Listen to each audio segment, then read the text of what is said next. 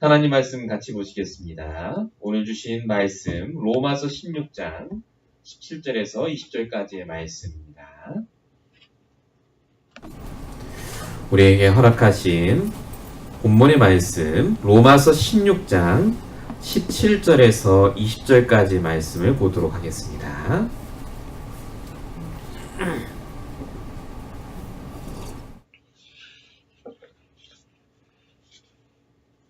로마서 16장 17절에서 20절까지의 말씀을 우리 함께 천천히 합독해 보도록 하겠습니다.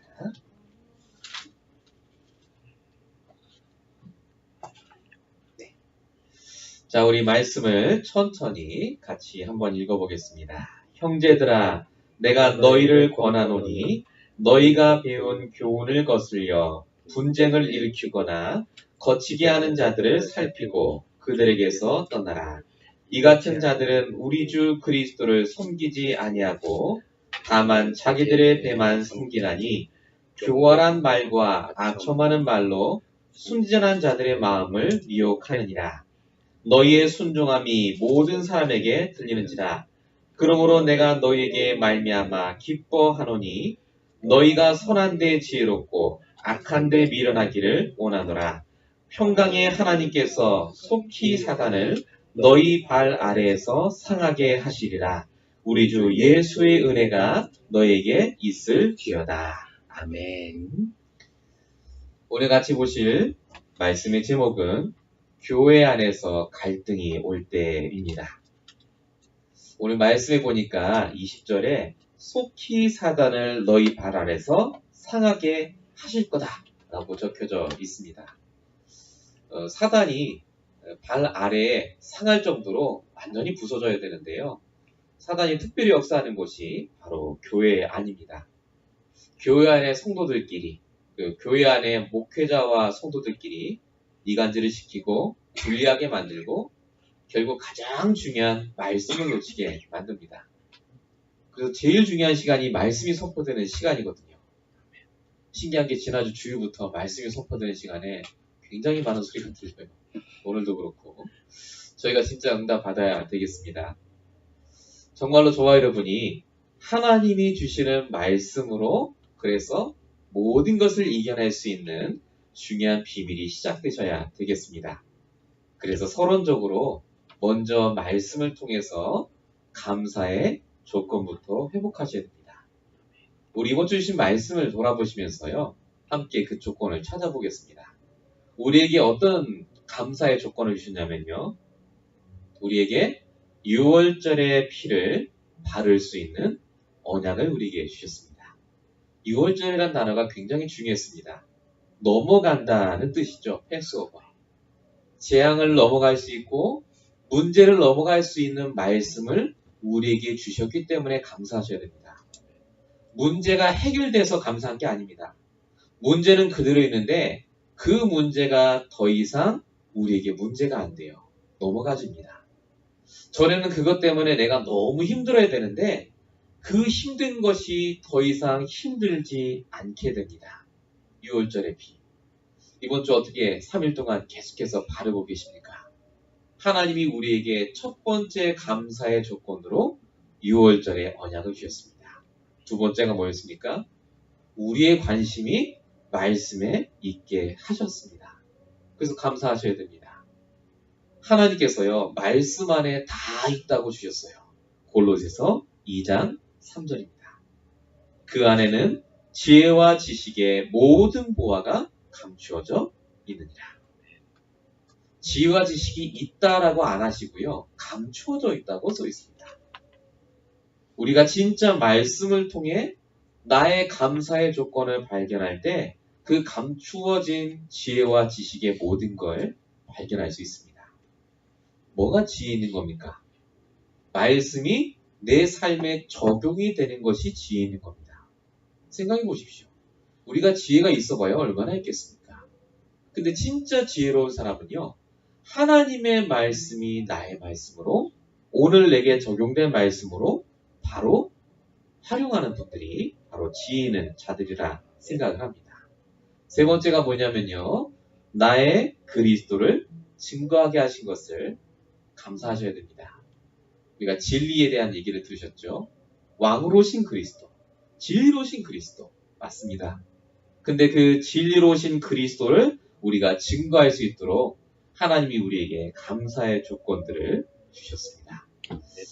오늘도 우리가 이 자리에 앉아서 예배를 드릴 때 하나님께서는 저와 여러분이 감사할 수 있는 많은 조건들을 허락하셨습니다. 너무 감사하죠. 저희가 이렇게 말씀이 선포되는데 찬양이 들리고 감사합니다. 우리 유목사님께서는 그렇게 전 세계 교회에서 막 뭐라 해도 감사의 조건이라면서 했는데요. 우리가 이 순간에도 감사의 조건들을 찾으셔야 되겠습니다.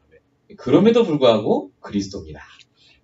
그리스도가 우리에게 있기 때문에 어떤 것도 우리에게 문제가 되지 않는 줄로 믿습니다. 그래서 사단은요, 이 감사의 조건이 끊어지게 합니다. 실제 교회에서 일어나는 모든 것들은 감사의 조건입니다. 내가 중요한 직분을 맡았다, 내가 그 직분을 놨다, 또는 교회 안에서 이런저런 사건과 문제 때문에 내가 마음이 좋을 수도 있고 마음이 상할 수도 있습니다. 그게 하나님이 나에게 주신 복음을 내가 진짜 누릴 수 있는 감사의 조건입니다. 그래서 내가 복음이 필요하고, 그래서 저 사람이 복음이 필요하구나.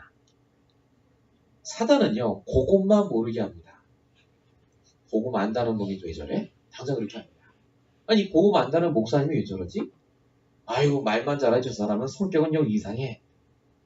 왜 그렇게 생각이 드냐면요, 하나님이 내게 주신 이 복음으로 감사의 조건을 찾지 못해서 그렇습니다. 진짜 사람을 볼 때 뭐가 감사하시다냐면요, 유목사님 표현을 그대로 옮겨주자면은 그 사람이 살아있는 게 감사해야 됩니다. 살아서 지금 내 옆에 함께하고 있어요. 우리 교회 성도로 함께하고 계시고 내가 그 사람 때문에 지금 복을 받고 있구나. 이게 깨달아지면요, 사단은 절대로 우리를 못 건듭니다. 교회가 미자립이 될 이유가 없습니다.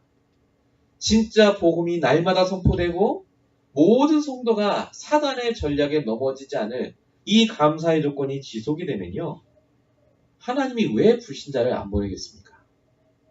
불신자 전도가 안 되는 이유는요, 간단합니다.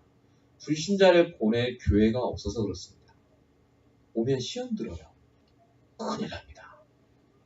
아까도 제가 여기 앉아 있었거든요. 제가 수요일 갑자기 또 하나 생겨서 여기 자리에 제가 5시 좀 넘어서 앉아 있었습니다. 2시간 동안요, 저 옆에 있는 저쪽에서 뭘 하시는데 보니까 한 8명 정도 이렇게 앉아서 뭘 하세요. 근데요, 계속 똑같은 얘기를 뭐 하시는 것 같아요. 얘기하다가 중간중간에 쉬 이래요. 막 계속 그 소리 낼 때마다 사람들이 막 손을 번쩍번쩍 들어요. 이렇게. 거기 가만 보니까 이게 선교사님도 앉아 계신 것 같아요. 이렇게 관리하시는. 왜 저러실까? 2시간 내내 그거 하는데요, 오늘은 받으시는 것 같아요. 중간중간에 화장실 왔다 갔다 하시더라고요. 근데 얼굴 표정이 이렇게 지루하거나 그런 표정이 아니라, 저분들은 저기 익숙하구나. 저렇게 해야 뭔가 말씀 받은 것 같고 뭔가 성령이 오신 것 같고 그런 것 같아요. 제가 근데 간단하게 생각해 봤습니다. 저분들이 일상생활이 되겠습니까? 그냥 일상적인 생활이요. 절대 안 됩니다. 은혜 받으러 여기 오셔서 몇 시간씩 그렇게 하고 가셔야 돼요. 그렇지 않겠습니까? 그럼 하나님이 살아계신 일 맞다면요, 불신자를 진짜 붙일 수 있겠습니까? 정상적인 불신자가 자기 일을 하면서 교회 와서 은혜 받고 하나님 말씀을 듣고 힘을 얻어야 되는데, 진짜 보낼 교회가 없겠구나라는 생각이 들었습니다. 저와 여러분이 회복해야 될 교회, 진짜 우리가 회복해야 될 신앙생활, 과연 어떤 것이겠습니까? 오늘 이 시간에 저와 여러분에게 갈등이 안 온다고 합니다. 올 수 있습니다. 우리 교회라고 갈등이 없겠습니까? 올 수 있습니다. 저를 보실 때 여러분이 저 김영준 목사가 왜 저렇게 변했지? 라고 할 수 있습니다. 맞습니다. 갈등이 옵니다. 중요한 건 그 갈등이 올 수밖에 없다는 걸 알고 미리 말씀으로 준비하셔야 됩니다. 오늘 그 시간이 되시기 바랍니다. 첫 번째입니다. 갈등이 올 수밖에 없는 현실에 살고 있습니다. 우리가.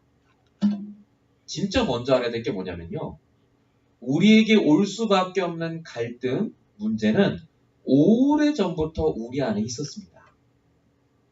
왜 그렇죠? 우리에게 남아있는 체질 때문에 그렇습니다. 복음 이전에 내게 남아있는 율법적이고 내가 알고 있는 지식과 경험이 내 체질로 그대로 남아있습니다. 그래서 사람을 볼 때 힘들어요. 사도행전 11장에 보면요. 베드로가 하나님이 환상 가운데 뭘 보여주세요. 하늘에서 뭐가 내려오는데 보자기 안에 이스라엘 사람들은 먹으면 안 되는 부정한 음식들이 있었습니다. 근데 하나님이 그걸 2번이나 보여주면서 먹으라고 합니다. 여러분 다 아시죠? 못 먹는다고 했습니다. 베드로가. 근데 하나님이 그걸 보여주신 이유가 뭐냐면 고넬료라는 이방인을 구원하기 위해서 베드로에게 보여주신 겁니다. 베드로에게 남아있는 그 율법의 체질도 복음 때문에 버려야 되는데 복음보다 앞섰습니다. 저와 여러분에게 복음보다 앞서는 율법이 있습니다. 복음보다 앞서는 내 법의식이 있어요. 교회에서 이러면 안 되지. 그게 딱 있어요. 목사님이 저러면 안 되지. 그게 딱 있습니다. 성도가 저러면 안 되지. 그게 딱 나에게 있다니까요. 복음보다 앞서기 때문에 그것이 사실은 그 사람을 살리는 게 아니라 그 사람을 죽이는 데 사용됩니다. 그게 문제입니다. 이건 복음 가진 교회고 안 가진 교회고 그거와 관계없습니다. 모든 사람에게 성도에게 나도 모르게 갖고 있는 그 체질이 있습니다. 그게 복음을 통해 발견되는 게 중요합니다. 내가 알고 있어야 돼요, 내 체질을. 그러면 안 속습니다. 제가 예전에 같이 사역했던 한 전사님께서 그런 얘기를 하시더라고요. 목사님이 어느 날 농담을 했어요. 같이 사역하시는데. 여자 교육자가 요즘은 세상이 편해져서 강단에 올라가서 메시지도 한다는 거예요. 몇몇 교단은 실제로 지금도 여자분이 안수를 받고 목회자가 되셔서 강단에 올라오는 것 자체를 금하는 교단도 있습니다, 사실은. 근데 그거는 이제 옛날 건데, 근데 그 여자 교육자님이 딱 그러는 거예요. 지금 때가 올 텐데 그런 얘기를 하는 거예요. 농담으로 한 말인데 그 말에 굉장히 역정을 내시는 거예요. 가만 봤더니 예전에 그런 상처가 있으신 거야. 다신 그런 얘기 하지 말래요. 왜 여자가 강단에서 받느냐면서 막 그러세요. 그 다음부터 보니까요, 관계가 이상해져요, 그 두 분이. 목사님은 그러라고 한 말이 아닌데 이분이요 그걸 딱 갖고 계신 거예요. 참 신기합니다. 별거 아니거든요. 그냥 농담으로 넘어갈 수 있고 그러냐고 웃으면서 넘어갈 수 있는데도 불구하고요. 체질적으로 그 율법이 딱 나에게 있으니까요. 그걸 못 견디는 거예요. 어떤 분은 그런 분도 계십니다. 사도신경. 사도신경이요. 그 본디오 빌라에게 그 있잖아요. 고난받아서 십자가 돌아가지고 쭉 있는데 거기에 뭐 하나를 단어를 빼야 된다는 사람이 있어요. 아십니까? 잘못됐대요, 그게. 그래서 제가 사도신경을 같이 하는데 옆에 통역하는 친구가 그걸 쏙 빼는 거예요. 왜 빼냐 했더니 그거 잘못된 거라는 거예요. 배웠대요, 그렇게. 맞습니다. 근데 저는 히브리학과를 나왔습니다. 더 잘 알아요, 저는.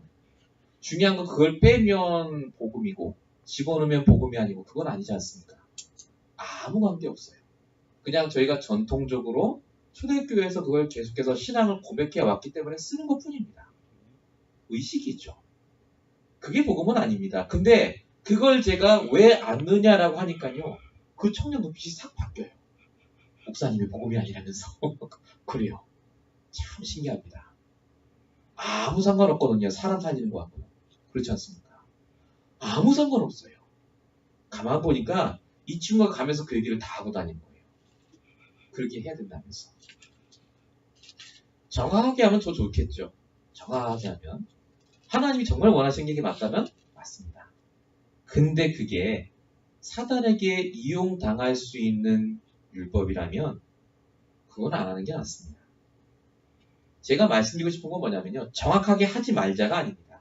우리 안에 그런 체질이 있다는 걸 알고 계셔야 됩니다.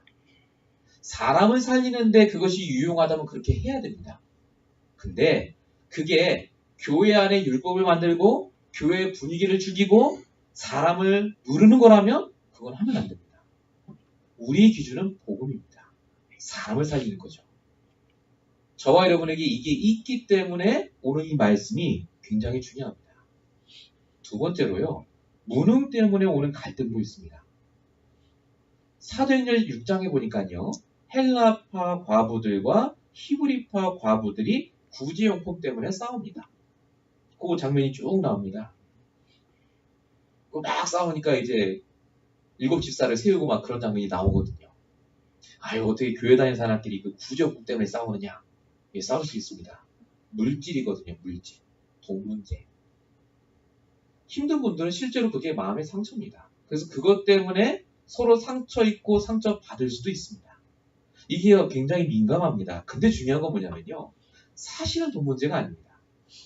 모든 건 영적인 문제입니다. 무슨 말이냐면요. 무능한 게 문제가 아니라 무능이라는 핑계로 영적인 힘을 못 얻고 있는 게 문제입니다. 무능이 문제가 아니라니까요. 경제 없을 수도 있어요. 중요한 건 경제가 없을 수밖에 없는 그 영적인 힘을 얻지 못하는 그 이유를 발견하고 도와줘야 되거든요. 그게 안 되면 늘 그것 때문에 싸우고 그게 마음에 늘 남습니다. 하나님은 무능이라는 갈등을 주신 게 아닙니다. 그 무능을 넘어서는 복음을 체험하길 원하십니다. 저와 여러분에게 하나님이 경제 축복을 주신 분도 계시고 아직 안 주신 분도 계시고요. 계속해서 구하고 계신 분도 계십니다. 근데 포인트는 뭔지 아십니까? 그것이 하나님의 축복이 아닙니다. 그게 하나님의 저주가 아니라니까요. 경제가. 우리에게 주신 환경과 달란트에 따라 내게 주신 복음을 최고로 누리길 원하십니다. 없으면 없는 상황에서, 있으면 있는 상황에서. 그게 하나님의 계획인데요. 이 사단은요. 복음의 비교가 아니라 내가 갖고 없는 걸 갖고 비교하게 만들어서 갈등하게 합니다. 이걸 빨리 발견하셔야 됩니다. 세 번째가 뭐냐? 일 때문에 오는 갈등도 있습니다. 오늘 본문의 18절에 보니까요. 이 같은 자들은 그리스도를 섬기지 않고 자신들의 배만 채우나니 교활한 말과 아첨하는 말로 순진한 자들의 마음을 미혹한다라고 적혀 있습니다. 일을 하다 보면 어쩔 수 없이 갈등이 옵니다. 근데 중요한 것은요. 일하다 보면은 여러 가지 문제와 사건들이 오는데 그것 때문에 복음을 듣는 게 방해를 받을 수 있습니다. 많이 들으시지 않습니까? 내가 저 인간 때문에 교회 안 간다고. 그죠? 압니다, 머리로는. 내가 사람이 아니라 하나님 보고 교회 가야지 하는데 신기해요. 교회 왔는데 그 사람 눈에 딱 보이면 못 넘어가요. 막 부아가지는 거. 물론 사단 짓이고 그게 나쁜 거 아는데 왜 그렇습니까? 그게 바로 여기 써있듯이 순진한 자들의 마음을 미혹하는 그 말에 넘어가서 그렇습니다. 사람의 말 때문에 내가 시험에 들은 거거든요. 정말로 하나님의 말씀을 내가 그래서 순종할 때 하나님이 우리에게 역사하시게 되어 있습니다. 그게 17절, 19절에 써 있어요. 본문의 17절에 보시면 뭐라고 써 있냐면요. 그들에게서 떠나라 라고 적혀 있습니다. 복음이 아닌 것으로 자꾸 거는 것을 떠나셔야 돼요. 그리고 19절에 보시면 너희의 순종함이 모든 사람에게 들리는지라 라고 적혀 있습니다. 사람의 말에 순종하지 마시고요. 하나님 말씀에 순종하시기 바랍니다. 하나님의 뜻은 사람의 말로 시험 드는 게 아니라 하나님의 말씀에 순종했더니 그 사람까지도 살리길 원하십니다. 그래서 갈등이 올 수밖에 없는 현실이 분명히 우리에게 있지만 그것이 우리에게 갈등이 되지 않을 상태 속에 있는 게 가장 중요합니다. 제가 이번 주에 다락방을 하는데 한 분께서 누구 얘기를 잠깐 하세요. 예전에 같은 난가주교를 다녔던 분 얘기를 하시더라고요. 누구 이름. 근데 그분이 아마 이제 제가 알고 있기로 그래요. 제일 지금 안티입니다. 이 다락방 운동이 안티로 바뀌셨어요.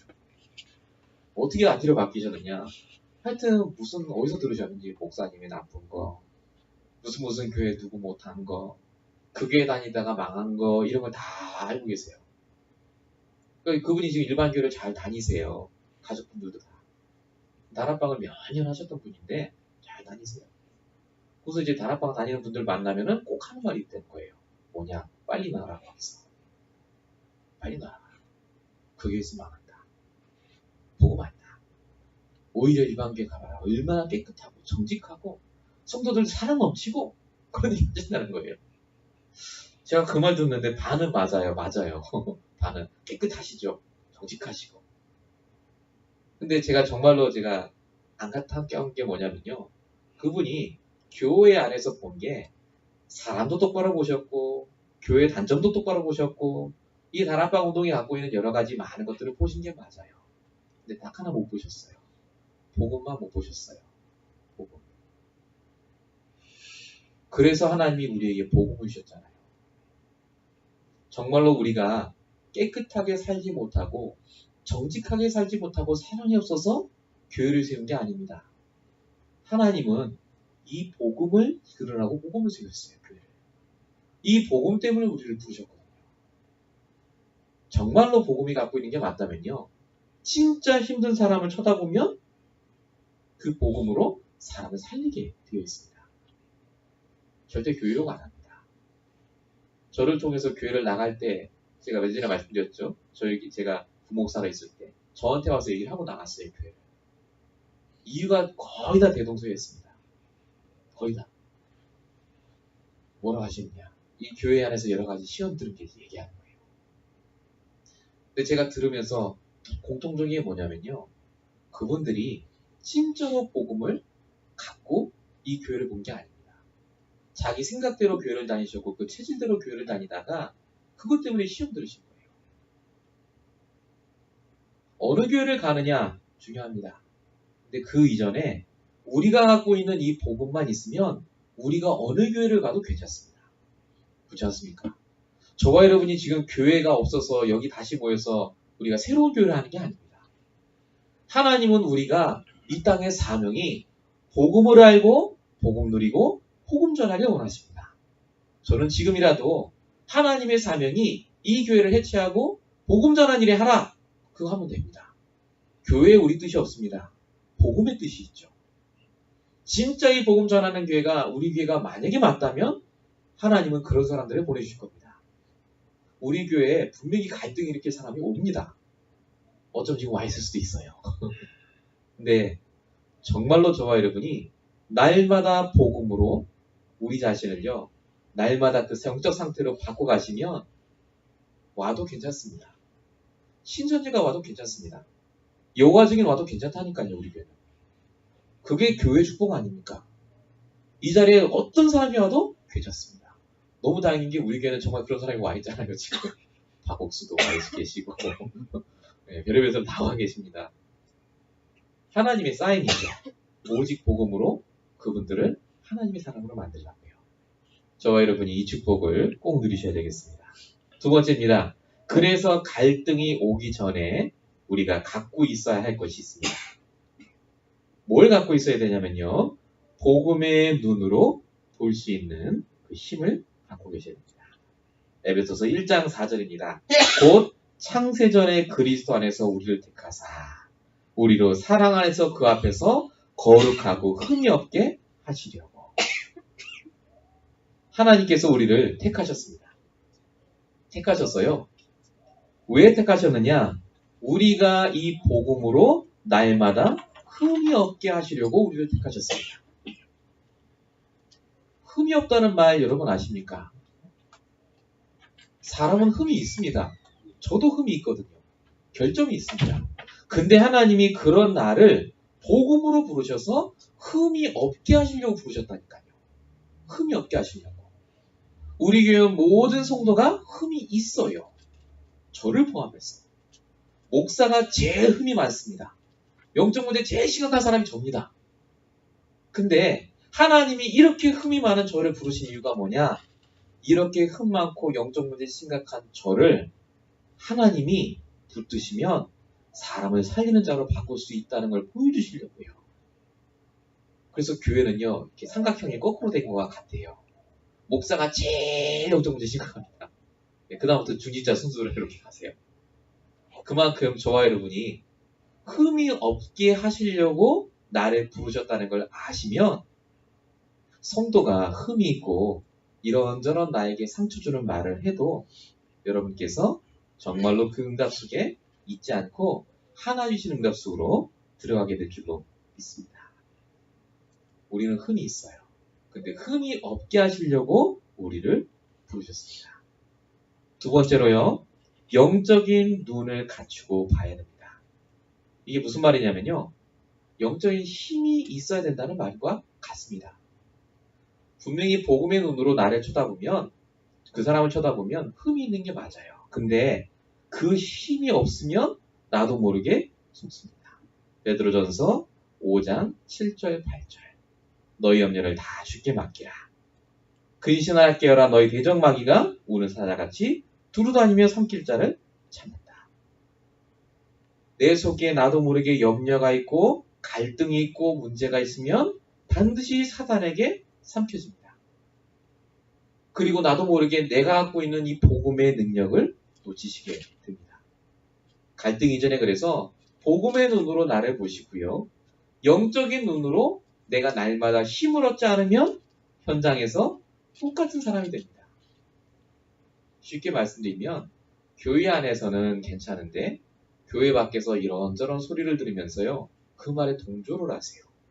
그럴 줄 알았다면서 그 집사. 그래서 싹 동조가 되세요.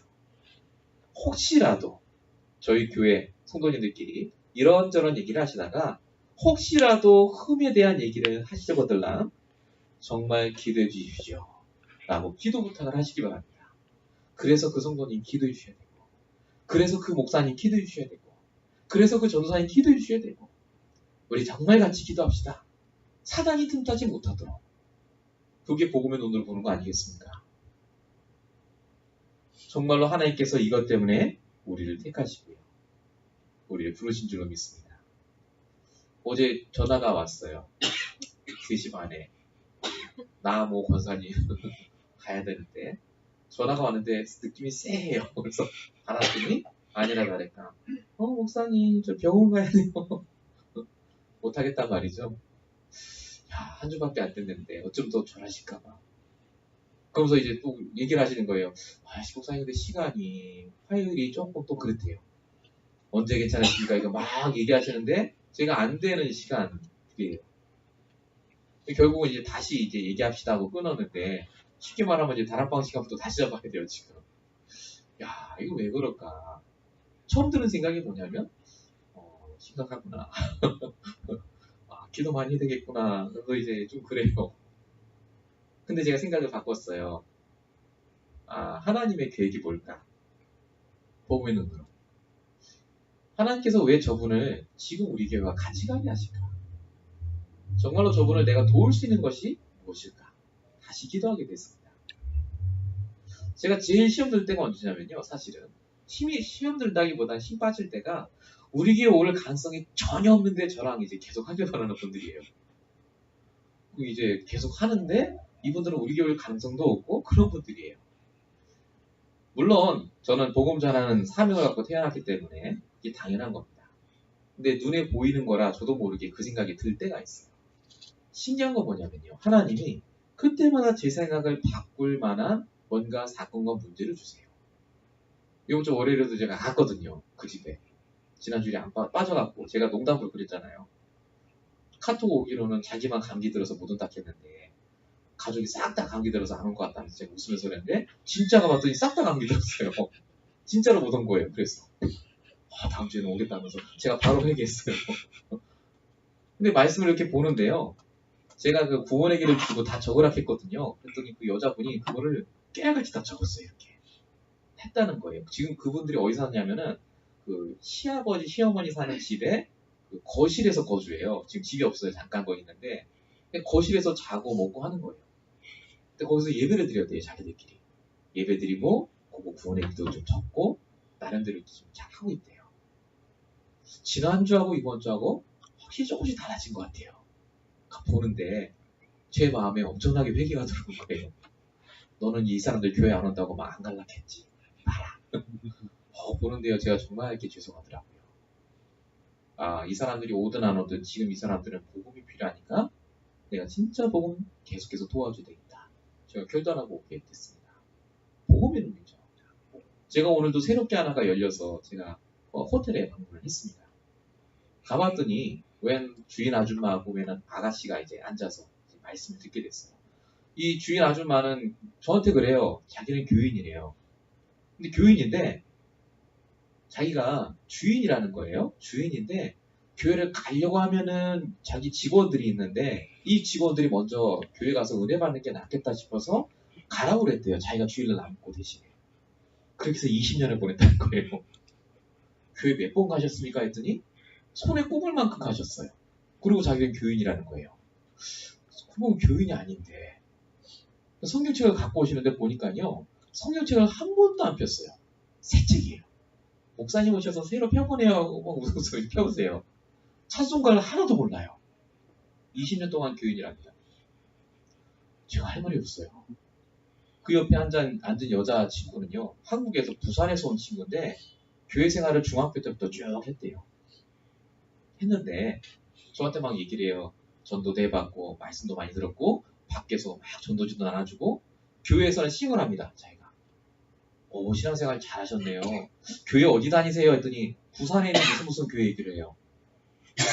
미국에 온 지 얼마 안 되셨어요? 했더니 그게 아니에요. 꽤 됐어요. 미국에서 어느 교회 다니세요? 했더니 주일은 안 가요. 그래요. 참 신기하더라고요. 둘 다 분명히 교인이라고 하시는데 교인이 아니에요. 제가 보는데 느낌이 오는 거예요. 이분들은 말씀 좀 듣다가 가겠구나. 절대 우리 교회는 아니겠구나. 막. 이 생각이 드니까 힘이 또 쫙 빠져요. 참 신기합니다. 자, 근데 제가 말씀을 전해드리고 구원의 길을 또 했죠. 제가 구원의 길을 하고 영접기도 같이 하고 제가 그리고 끝나고 나서 이제 소감을 듣는데 그분이 그러시는 거예요. 제가 목사님 바쁜 줄 아는데 목사님이 이렇게라도 와서 복음 전해주시면 좋겠다는 거예요. 그거 제가 그거야 제가 당연히 해드려야죠. 그 부산에서 온 여자는 또 간대요. 좀 있다가. 근데 제가요. 처음 들어가서 볼 때하고 다 말씀 전하고 나서 볼 때하고 또 틀려요. 저도 모르게 이 복음을 내가 충만히 누리고 있지 않으면요. 제 실제로 돌아가는 것 같아요. 단임 목사라는 제 위치. 근데 복음 전할 때는 제가 그게 다 내려놓습니다. 전도자. 여러분도 그렇지 않습니까? 하나님께서 저와 여러분에게 갈등이 전에 그래서 복음을 주시고 그래서 복음의 눈으로 사람을 보길 원하십니다. 그래서 우리가 떠야 될 눈이 바로 마지막이 전도의 눈입니다. 갈등과 염려는 결국 전도를 위해 주십니다. 사도행전 11장에 보니까 스데반이라는 집사가 죽습니다. 복음 전하다. 근데 그 일로 인해서 안디옥까지 복음이 증거되는 장면이 나옵니다. 사도행전 6장에도 헬라파, 히브리파 과부들이 싸웠는데 그게 7집사가 세워지는 중요한 시작이 됩니다. 만약에 우리 교회에 갈등과 문제가 생기다면 그것은 하나님이 전도와 선교를 위해 주신 문제인 줄 알고 우리가 기도하면 됩니다. 그 사람을 쳐내는 게 아니라요. 그 사람이 전도의 문이 될 줄 믿고 기도하시면 돼요. 세상에 이상한 사람은 없습니다. 내가 이상하게 볼 수밖에 없는 상태신 거죠. 하나님은 이 땅에 하나님 형상대로 사람을 지으실 때 분명히 계획을 갖고 지으셨습니다. 영접한 분이 맞다면 하나님 계획이 있는 사람이에요. 그 사람이 우리 교회에 왔다. 어마어마한 계획이 있는 분들입니다. 우리 임만의 언약궤를 통해서 하나님이 그 축복을 계속해서 주고 계십니다. 그래서 우리 교회 하나님이 갈등과 문제를 통해 우리 교회를 세우셨듯이요. 하나님께서는 저와 여러분을 통해서 지금도 이 말씀 운동을 계속해서 일으키신 줄로 믿습니다. 정말로 저와 여러분이 이곳까지 오기까지 여러 가지 갈등이 있지 않으셨습니까? 제가 만약에 미국에서 왔는데 그 전에 다니던 교회에서 어이구 왔냐면서 빨리 들어오라면서 이랬으면 이 교회는 없습니다. 저는 지금 좀 뭐하고 있느냐? 그 교회에서 열심히 부목사 노릇도 하고 있겠죠. 근데 하나님께서 이런저런 일들을 통해서 따로 나오게 하시고 기도하면서 새로 시작하게 하셨습니다. 제가 아까 만났던 그 친구들도요. 아버님의 그 죽음이 아니었으면 자기네들은 절대로 이 집에서 말씀동을 안 했을 거예요. 와이프도 그래요, 저한테. 자기 보고 만들었을 거예요. 근데 그게 늘 떠오를 만큼 너무너무 힘든데 목사님하고 만나게 된 게 하나님 계획 같다는 거예요. 저와 여러분이 이 다락방을 만나게 된 계기도 사실은 좋은 일 가운데 있다기보다는 여러 가지 갈등과 문제 속에 복음을 만나신 거 아닙니까? 그래서 하나님이 주시는 문제와 갈등은 우리에게 해가 되는 게 아니라요.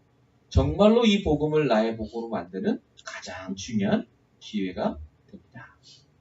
그래서 세 번째입니다. 갈등을 통해서 하나님이 나에게 주시는 응답이 무엇인지를 알아야 됩니다.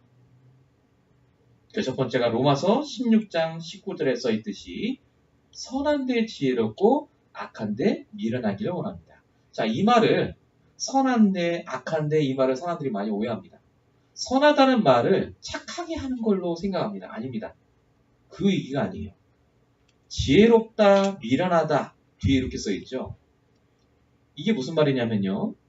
사람을 살리는데 다른 사람을 살리는 구별을 하는 걸 지혜롭다고 합니다.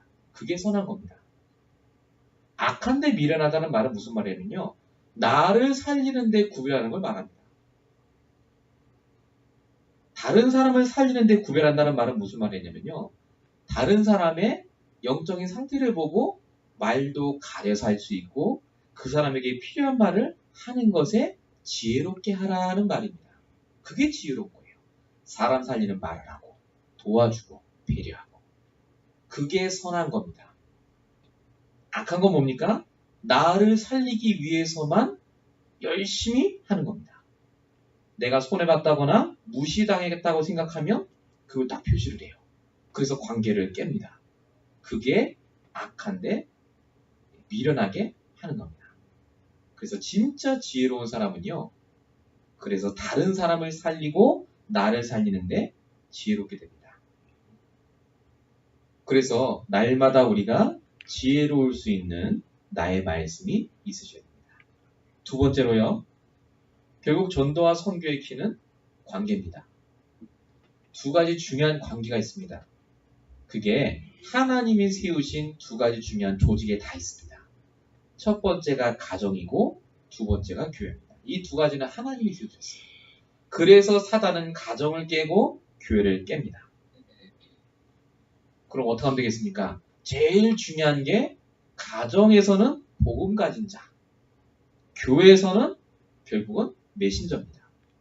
메신저는 목사만 말하는 게 아닙니다. 여러분이 메신저입니다. 하나님께서 여러분을 통해서 결국 복음이 증거되길 원하시는데 가정 안에서 복음 가진 사람이 시험 들어버리면 어떻게 됩니까? 복음은 안전해요. 교회 안에서도 마찬가지입니다. 그래서 저와 여러분이 정말로 복음 안에서 그 관계 속에 주시는 응답을 발견하셔야 되겠습니다. 마지막으로 로마서 16장 20절 아까 같이 읽으셨죠? 사단이 너희 발 앞에 무릎 꿇기를 원한다.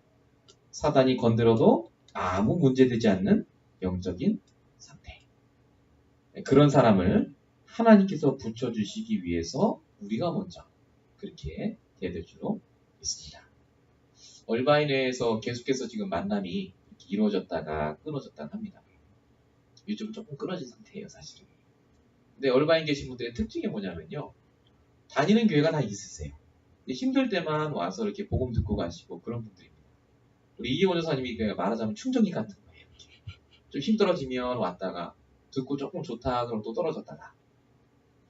제가 예전에 얼바인 사역할 때도요. 거기 있던 분이 그런 얘기를 하신 적이 있거든요. 뭐라고 얘기하면 참 목사님 얼바인에는 제자가 없는 것 같아요 그러셨어요. 근데 제가 그 말을 이제 아직도 기억하는 게 뭐냐면요.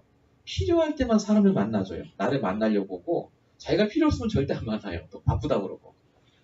언제까지 이렇게 해야 될까라는 생각을 사실 그때 저도 했었거든요.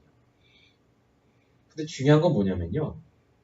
저와 여러분이 그 자리에서 무엇을 하느냐가 중요합니다. 결국 하나님이 붙여주실 사람이 나에게 붙게 돼 있거든요. 지금 저와 여러분이 있는 그 현장에서 계속해서 기도하고 내게 제자가 붙든 안 붙든지 간에 날마다 하나님이 원하는 그 복음 운동을 하고 있으면요. 하나님께서는 분명히 사람을 바꾸십니다. 제일 응답받는 건 누구냐? 우리 렘넌트들이 응답받아요. 제가 요즘 정말 많이 놀랍니다. 월바인 가면 우리 대학 청년 부제가 다락방을 하지 않습니까? 그럼 아이들이 매주마다 바뀌는 게 보여요. 보일 정도. 우리 윤용훈 집사님도 오시거든요. 거기 와서 같이 포럼하고 말 나누는데 이번 주에는 그 여자친구 아이들 둘 중에 하나가 그런 얘기를 해요. 목사님, 제가 왜 이 공부를 해야 될지 이유를 발견했대요. 걔는 부시다 출신이에요. 돈 들은 지 얼마 안 됐습니다. 왜 그러냐 했더니 자기가 이 공부를 해서 직장에 가면 자기가 예전에 코스타리카인가 어디 이렇게 남미에 갔었나 봐요. 거기 가보니까 너무 불쌍한 사람이 많대요. 그래서 그때는 내가 나중에 돈을 많이 벌면 여기다가 돈을 좀 보내서 여기 좋은 것도 사주고 막 의약품도 보내고 이렇게 생각했대요. 근데 그게 아니라 목사님 제가 복음 듣고 나니까 여기에 제일 필요한 게 교회 같대요. 자기는 교회를 세울 거예요. 제일 훌륭한 교회. 그래서 편하게 복음을 들을 수 있는 교회를 세우기 위해서 자기가 이 공부를 한다는 거예요. 저는 그렇게 얘기하는 친구는 사실 처음 봤어요. 렘넌트 중에. 대부분 뭐 성교 홍보 안 되든지 뭐 이렇게 선교사로 가겠습니다. 이런 얘기했지. 교회가 중요하다는 걸 얘기하는 친구 본 적이 없거든요. 제가 듣는데 참 감사하다. 우리에게 성도님들이 복음으로 충분해지고 현장에서 열매가 있든 없든지 간에 계속 복음 증거하시는데 하나님은 누굴 축복하시느냐? 우리 렘넌트들을 축복하시고 우리 교회를 축복하시는구나. 그게 보이는 거예요. 여러분 열매가 있든지 없든지 간에요. 계속해서 이 말씀 안에 복음 안에 들어오시기 바랍니다. 반드시 하나님이 우리를 통해 사단의 모든 것을 결박하실 줄로 믿습니다. 결론입니다. 그래서 하나님이 우리에게 갈등을 주시는 이유는 성도의 사명을 발견하라고 주십니다. 거기 세 가지가 있죠. 보호자입니다. 로마서 16장 1절에서 2절. 나의 보호자 누굽니까? 베베입니다. 겐그리아 교회 일꾼. 예전에 제가 한번 말씀드리겠습니다. 겐그리아라는 교회는 지방에 있는 아주 작은 교회입니다. 지금으로 말하면 시골 교회예요. 이 베베라는 사람은 권사님이에요. 지금으로 말하면.